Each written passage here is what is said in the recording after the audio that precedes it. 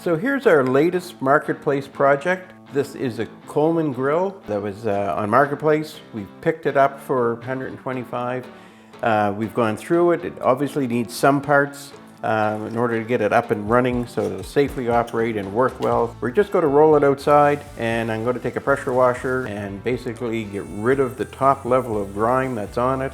Then let it dry, and then start looking at replacing some of the parts that it's going to need, as well as we've got some commercial cleaner that's really good for cleaning up the metal to make it look spiffy again. So the first thing we're going to do is remove the old rail that's rusted that supports the burners. That's got to go. And that's not so much cosmetic, but it's functional. Make sure those burners are well secured and there's not going to be any problems with them coming loose and causing a leak and a fire. So the next thing we want to do is replace these igniters.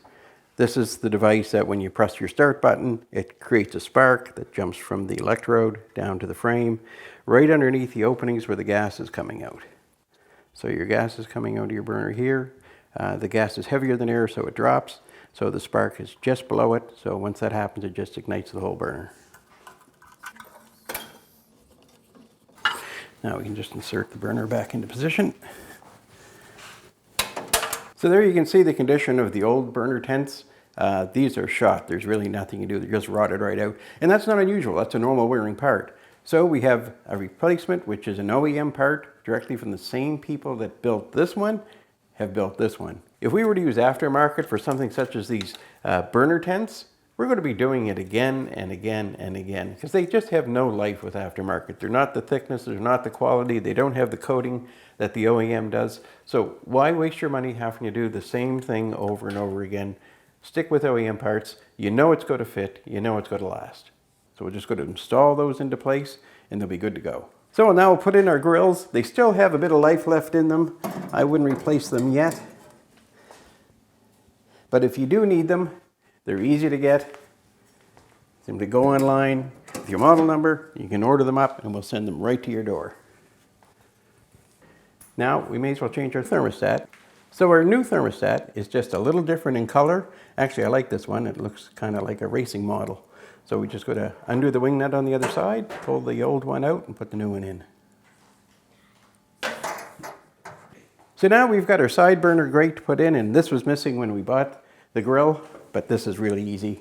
Open the lid, drop it into place, and you can't get much easier than that. Now with that done, the only thing we have left, other than bringing our accessories to it, is to replace this gauge, which tells us whether our barbecue tank is full or not. So now we have our grill all back together.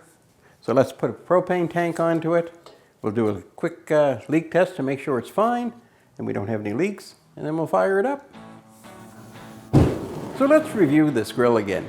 We picked it up for $100. We cleaned it up, we put $200 into it, a little bit of elbow grease, and if we were looking to buy this thing new, we would have been looking at $800 or $900. So we saved ourselves a ton of money, and we're going to take that and get ourselves some nice shiny new toys for it. After we found our parts, put them in the cart, we decided to add a few accessories at the same time. We got ourselves a beautiful pizza stone, we got some skewers, we got a wood plank for doing seafood, we got a rib rack, and we got a stainless steel tray as well for throwing in just about anything we want to.